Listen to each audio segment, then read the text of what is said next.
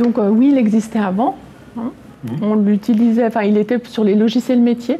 En fait, on avait déjà les logiciels pour le site internet de diffusion et puis le logiciel de gestion des archives. Donc on avait déjà pendant informatique et métier en fait. Donc là, il existait. Le rôle de chacun dans la mise en œuvre, la DSI, c'était plus un rôle technique. Donc on a installé les briques logicielles. Et puis aussi sur le fonctionnel de Pastel.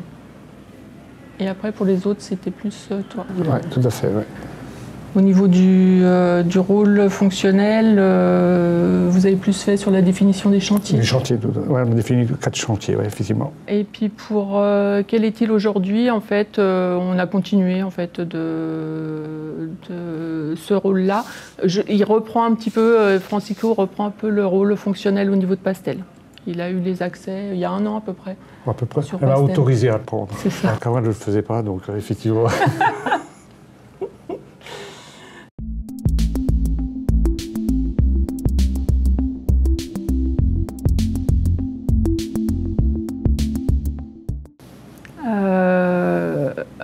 Moi, je me suis formée aux archives, on va dire. Quand on a lancé le projet de SAE, j'avais envie de comprendre en quoi consistaient les archives électroniques, tout ça. Donc c'est vrai qu'on a suivi des formations et on était un peu en groupe. Il y avait aussi les archives avec nous, la DSI, pour comprendre vers quoi on allait en fait. Après c'est facile, ça me plaît en fait, les archives par rapport à l'informatique. Ouais, et toi, l'informatique ? Bon, l'informatique, j'aime pas ça, mais non. Disons que je venais déjà du monde informatique, mais par contre pas du monde des archives. Moi je suis un peu comme Patricia, j'ai appris aussi le monde des archives aussi par mon métier, tout simplement. Et c'est vrai les fiches de poste en fait, sur les chefs de projet utilisateurs métiers, on demande qu'ils aient une connaissance quand même informatique. Donc c'est vrai que Francisco, il vient de là en fait. Il a été référent informatique des archives avant de passer e-archiviste. Donc c'est vrai que tu as peut-être aussi une appétence sur les métiers informatiques. C'est pour ça qu'on arrive à se parler en fait. Exactement, ben voilà.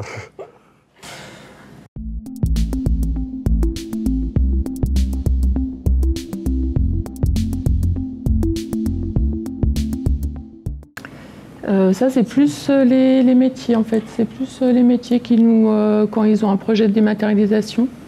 C'est eux qui nous font effectivement des propositions sur quelle thématique. Et on les a un peu obligés à ce que les archives soient, dès qu'il y a un projet de démat, en fait, que les archives soient impliquées dès le début, en fait, pour voir la finalité, en fait, si on va archiver ou pas, s'il y a des besoins. Donc ouais, c'est plus le volontariat, en fait. Et là, vous êtes lancé sur les communes. Les communes, oui, tout à fait.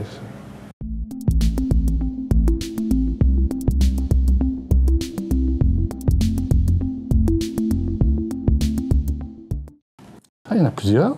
Oui, vas-y. Donc, tu peux les lister. Puis... Donc il y a le connecteur multigeste là qu'on est en train de lancer pour septembre, pour l'archivage des documents de la NDPH. On travaille depuis plus d'1 an sur l'archivage des marchés publics. Mais c'est un peu compliqué. Ouais, avec l'éditeur, on a un peu de mal, on va dire, des marchés publics. Et on a intégré en fait, les documents marchés dans la GED. En fait, on est passé par le biais de la GED pour essayer de les impliquer. Donc là, on va y arriver, je pense, d'ici la fin de l'année. Et un projet qui avance très bien, c'est, je ne sais pas si tu avais fini. Vas-y. Le projet des autorisations d'urbanisme. Donc, voilà.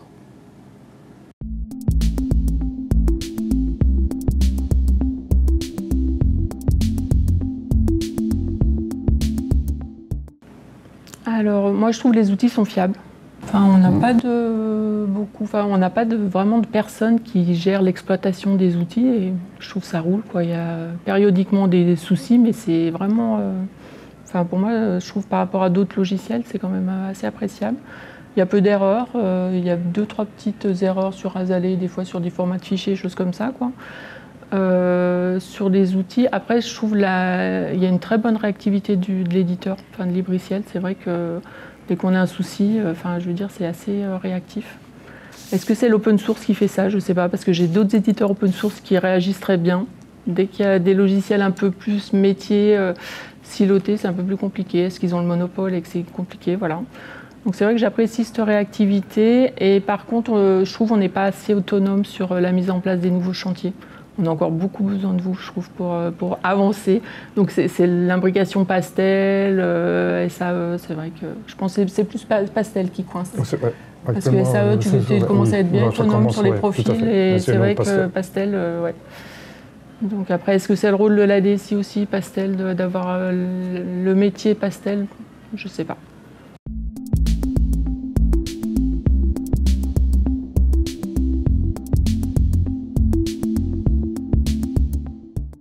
Mon métier est plus fun dans le sens où ça change. C'est vrai qu'au niveau de l'informatique, on change souvent de sujet en fait. Les archives, c'est plus dans la longueur peut-être plus. Mais j'aime bien, c'est cadré, moi j'aime bien aussi. Ouais, je sais pas, on va dire. Ça te plaît? Non, mais ça, tu sais bien que rien ne me plaît. Rien ne me plaît. Donc, mais comme tu es avec moi, ça me plaît. Voilà. C'est ça. Mais c'est vrai que tu es parti de l'informatique et là tu arrives aux archives. Ouais. Donc c'est que pour toi les archives c'est plus fun. Autrement tu serais resté en informatique.